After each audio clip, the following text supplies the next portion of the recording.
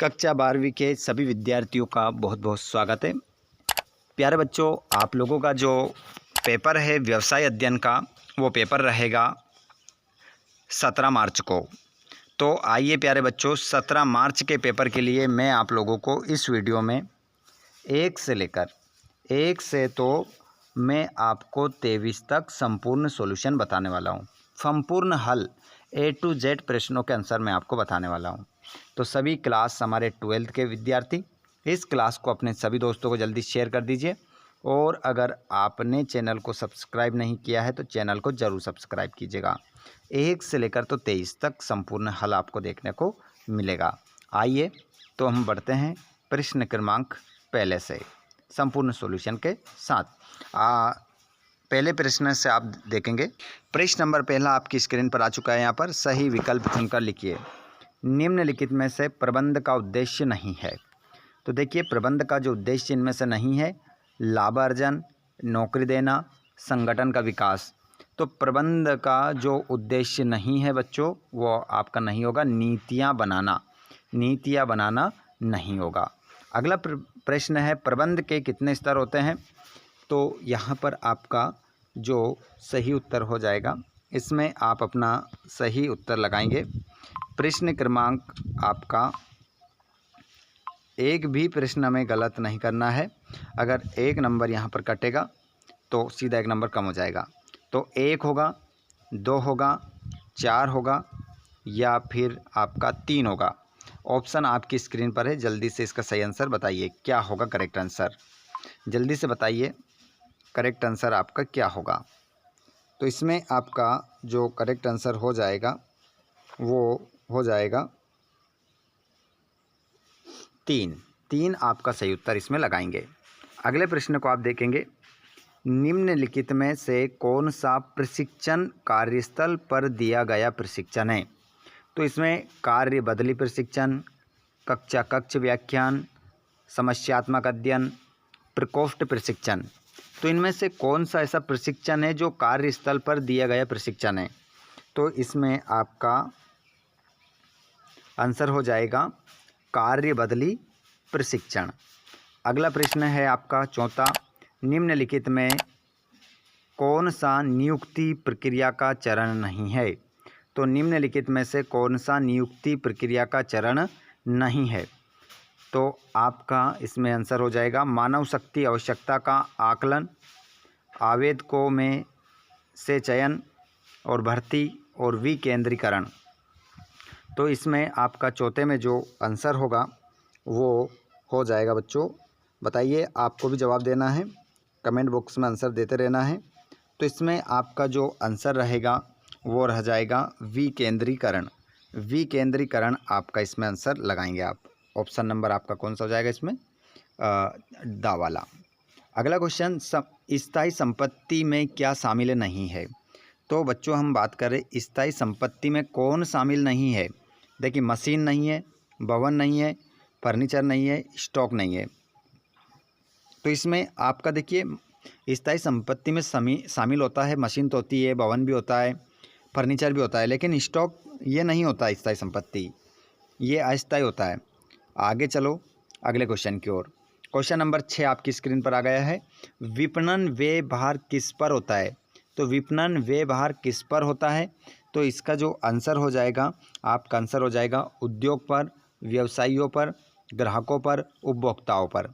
तो विपणन व्यय जो होता है वो किस पर होता है? ये होता है उपभोक्ताओं पर। उपभोक्ताओं पर आपका आंसर इसमें हो जाएगा। चलिए प्रश्न क्रमांक दूसरा देखेंगे। प्रश्न नंबर 2 में आपको रिक्त स्थान लगाना है। इससे बेहतरीन वीडियो आपको कहीं और नहीं मिल सकता। जितने भी हमारे प्यारे बच्चे क्लास 12th वाले जुड़ रहे हैं, आप सभी ने अगर चैनल को सब्सक्राइब नहीं किया है तो चैनल को ज़रूर सब्सक्राइब कीजिएगा और घंटी की बटन को ऑल पर कर लीजिएगा, जिससे आने वाले वीडियो का नोटिफिकेशन आपको मिल जाएगा। तो चलिए बच्चों, यहाँ पर प्रश्न क्रमांक पहला। फेयोन के सिद्धांत विशेष परिस्थितियों में लागू होते हैं, जबकि टेलर के सिद्धांत होते हैं। तो टेलर के जो सिद्धांत होते हैं ये कब लागू होते हैं? तो ये इस खालिस्तान में आप लिखेंगे सामान्य परिस्थितियों में। इसका आंसर होगा सामान्य परिस्थितियों में। सामान्य परिस्थितियों में आपका आंसर हो जाएगा। सामान्य परिस्थितियों में आपका आंसर होगा। ठीक है। दूसरा क्वेश्चन, गति अध्ययन करते समय का उपयोग किया जाता है। तो यहाँ पर गति अध्ययन करते समय खालिस्तान का उपयोग किया जाता है। तो इस खालिस्तान में आपका जो आंसर होगा वो आप लगाएंगे अपना करेक्ट आंसर। करेक्ट आंसर इसमें आपका हो जाएगा बच्चों, इसमें हो जाएगा कैमरे। कैमरे का उपयोग किया जाता है। ठीक है, कैमरे का उपयोग इसमें किया जाता है। अगला प्रश्न देखेंगे, सरकार द्वारा समय समय पर पारित कानून और कानूनी संशोधन का संबंध खालिस्तान परिवेश से है। तो यहाँ पर आपका आंसर हो जाएगा वैधानिक परिवेश से। वैधानिक परिवेश से इसका क्या होता है, संबंध होता है, वैधानिक परिवेश। ठीक है, ध्यान रखिएगा। या विधिक भी कह सकते हैं हम, है ना, एक ही बात है। चौथा, नियंत्रण से खालिस्तान के विचलन का ज्ञान होता है। तो इसमें आंसर होगा आपका, इसमें आप आंसर लगाएंगे निर्धारित प्रमापों। पहले वाले खालिस्तान में क्या आएगा, निर्धारित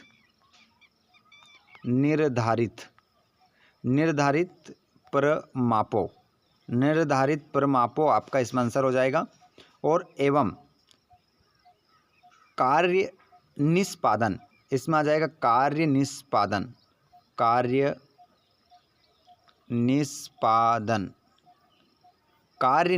आपका उत्तर हो जाएगा। अगले प्रश्न को देखेंगे, पांचवा क्वेश्चन है, दीर्घकालीन वित्त नियोजन वर्ष या अधिक के लिए होता है। तो इसमें आपका आंसर होगा, तो दीर्घकालीन जो वित्तीय नियोजन है बच्चों वो वर्ष या अधिक के लिए होता है। तो इसमें आंसर हो जाएगा 5 वर्ष। ठीक है, तो इसमें आंसर आप 5 वर्ष लिख सकते हैं, 5 वर्ष। इसमें आपका 5 वर्ष हो जाएगा। या फिर आप यूँ भी कह सकते हैं बच्चों कि अल्प 1 वर्ष के अंदर, मध्य 1 वर्ष से 5 वर्ष, है ना, या दीर्घ 5 वर्ष से अधिक। तो 5 वर्ष से अधिक के लिए हो सकता है ना। अल्प जो होता है वो 1 वर्ष के अंदर होता है, और 1 वर्ष से अधिक, है ना, तो 5 वर्ष तक उसे हम दीर्घ, है ना, तो इसमें 5 वर्ष हो जाएगा। छठा देखेंगे, विपणन प्रक्रिया खालिस्तान से शुरू होती है और खालिस्तान तक पहुंचकर समाप्त हो जाती है।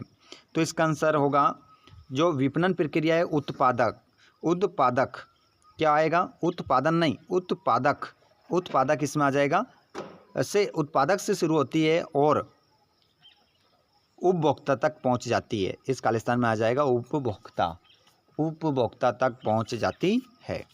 अगला क्वेश्चन लास्ट वाला 7वां, उत्पाद को सुरक्षित रूप से परिवहन योग्य बनाने हेतु की आवश्यकता होती है। तो देखिए, इसको सुरक्षित बनाने के लिए पैकेजिंग आपका इसमें क्या हो जाएगा, आंसर हो जाएगा। पैकेजिंग आपका इसमें आंसर होगा। हाँ, अगला क्वेश्चन हमारा 3रा देखेंगे। प्रश्न क्रमांक आपका 3रा रहेगा, सही जोड़ी क्या करना है, बनाना है। सही जोड़ी बनाना है, विशिष्ट विवरण जोड़ी बनाएंगे। यहाँ पर हम विशिष्ट विवरण को आप मिलाएंगे, इसको मिलाएंगे आप नियम से। विशिष्ट विवरण किस में रहता है, नियम में रहता है। संख्यात्मक योजना को आप मिलाएंगे बच्चों बजट से मिला लेंगे। और साक्षात्कार को मिलाएंगे आप मौखिक जांच से मिलाएंगे। और प्रशिक्षण को आप मिलाएंगे विशिष्ट ज्ञान में वृद्धि। और प्रतिभूतियों का क्रय विक्रय का स्थान, तो ये होता है आपका द्वितीयक बाजार। ठीक है, और लास्ट वाला है केवल प्रतिभूतियों का क्रय का स्थान, तो ये आपका इसमें आंसर हो जाएगा प्राथमिक बाजार से आप मिला लेंगे। जोड़ी में कोई दिक्कत है क्या, कमेंट बॉक्स में आप बता सकते हैं। हमारे जितने भी 12th वाले विद्यार्थी अपनी जोरों शोरों से तैयारी में लगे हुए हैं, आप आंसर हमें बता सकते हैं ना कि आपका आंसर इसमें क्या होगा। अगले क्वेश्चन को देखेंगे हम, चौथा वाला, सत्य असत्य बताएंगे आपको, और उसके बाद में 6 से लेकर 23 तक भी हल बताऊंगा, है ना। आप कहीं पर जाइएगा मत, संपूर्ण हल आपको करवाऊंगा और आपको किसी प्रकार की चिंता करने की आवश्यकता नहीं। पेपर आपका बहुत ही शानदार होगा। और हमारे सभी हमारे व्यवसाय अध्ययन की तैयारी करने वाले हमारे सभी प्रिय विद्यार्थी इस क्लास में कहाँ से जुड़े हुए हैं आप कमेंट बॉक्स में ज़रूर बताएं। कहाँ से आप इस क्लास को देख रहे हैं और आपका गुड नेम क्या है ये भी आप कमेंट बॉक्स में बताएंगे, ठीक है। और जो जो जुड़ते जा रहे हैं सभी एक बार क्लास को ज़रूर शेयर कर दें और चैनल को सब्सक्राइब करके रखें ताकि आपको नेक्स्ट वीडियो मिल सके। पहला क्वेश्चन आपका देखेंगे आप, विकेंद्रीकरण में अधीनस्थों द्वारा निर्णय लिए जाते हैं। तो बिल्कुल भैया लिए जाते हैं, सत्य। पहले का आंसर क्या होगा? सत्य। दूसरा, कार्यात्मक संगठन की रचना कार्यों पर आधारित होती है। तो बिल्कुल कार्यों पर आधारित होती है भैया, है ना, सत्य लगा लेंगे। तीसरा, संप्रेषण मौखिक अथवा लिखित हो सकता है। बिल्कुल संप्रेषण लिखित भी हो सकता है, मौखिक भी हो सकता है, तो सही तो बात है, सत्य। फोर्थ वाला देखेंगे, वित्तीय प्रबंध की उपयोगिता अंशधारियों के लिए नहीं होती। तो ये बात तो क्या हो गई? होती है, अंशधारियों के लिए नहीं होती, कह रहा है नहीं होती जबकि होती है। तो ये भी आपका क्या हो जाएगा? असत्य आपका आंसर इसमें रहेगा, असत्य आप आंसर लगाएंगे। उसके बाद में पांचवा, सेबी की स्थापना निवेशकों के हितों की रक्षा और सुरक्षा के लिए की गई थी। तो इसका आंसर भी क्या हो जाएगा? आपका सत्य हो जाएगा बच्चों, इसका आंसर आप सत्य लगा लेंगे। और लास्ट वाला क्वेश्चन, सरकार से रजिस्ट्रेशन हो जाने के बाद ब्रांड एक ट्रेडमार्क बन जाता है। तो बिल्कुल भैया सत्य हो जाएगा, ठीक है। चलिए आगे चलते हैं अगले क्वेश्चन को। यहाँ पर देखिएगा, अब हम यहाँ पर बिल्कुल हमारे क्वेश्चनों की ओर हम पहुँच रहे हैं, सभी के आंसर आपको मिलेंगे।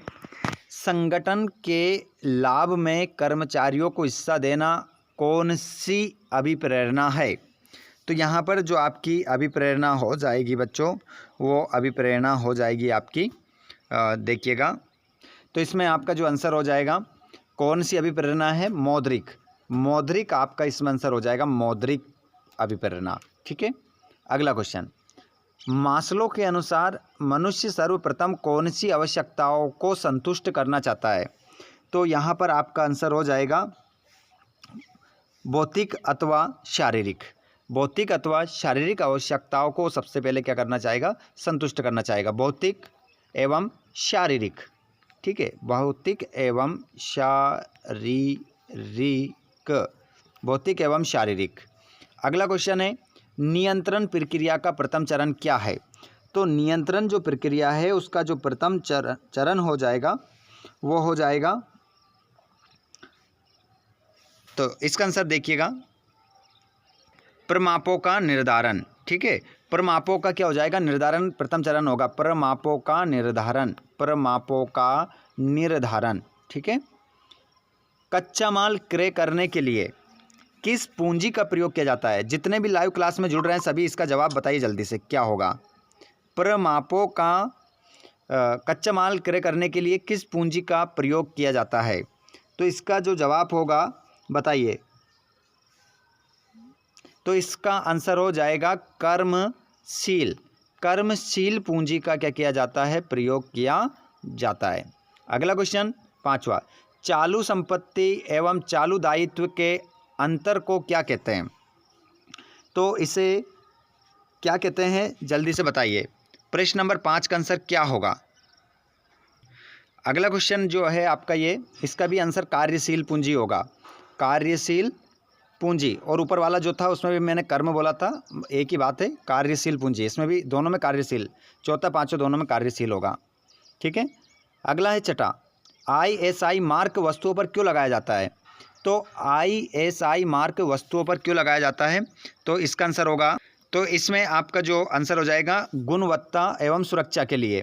ISI मार्क जो लगाया जाता है गुणवत्ता एवं सुरक्षा के लिए लगाया जाता है। और खाद्य पदार्थों में मिलावट रोकने के लिए कौन सा अधिनियम बनाया गया? तो उपभोक्ता संसाधन अधिनियम, उपभोक्ता संसाधन अधिनियम बनाया गया। चलिए प्रश्न क्रमांक 6 देखो, प्रश्न क्रमांक 7, इनके आंसर भी बताने वाला हूं मैं आप लोगों को। पूरा पेपर आपका रहेगा, प्रबंधन कला एवं विज्ञान दोनों है, समझाइए। प्रबंध सामाजिक प्रक्रिया है, समझाइए। प्रबंध के कोई दो सहायक कार्य लिखिए। आप थोड़ा सा क्वेश्चन के स्क्रीनशॉट ले लो, पूरा पेपर तो मैं आपको बता ही रहा हूँ आंसर सहित। और जिन बच्चों को इसका PDF चाहिए वो हमारे व्हाट्सएप ग्रुप से जुड़ सकते हैं, वो हमारे टेलीग्राम चैनल से जुड़ सकते हैं। टेलीग्राम चैनल और व्हाट्सएप ग्रुप की लिंक डिस्क्रिप्शन में है, आप जुड़ जाइए, वहाँ पर इनके PDF मिल जाएंगे, आंसर के PDF और पेपर के PDF आपको मिल जाएंगे।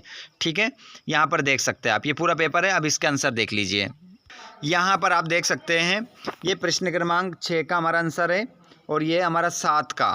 ठीक है,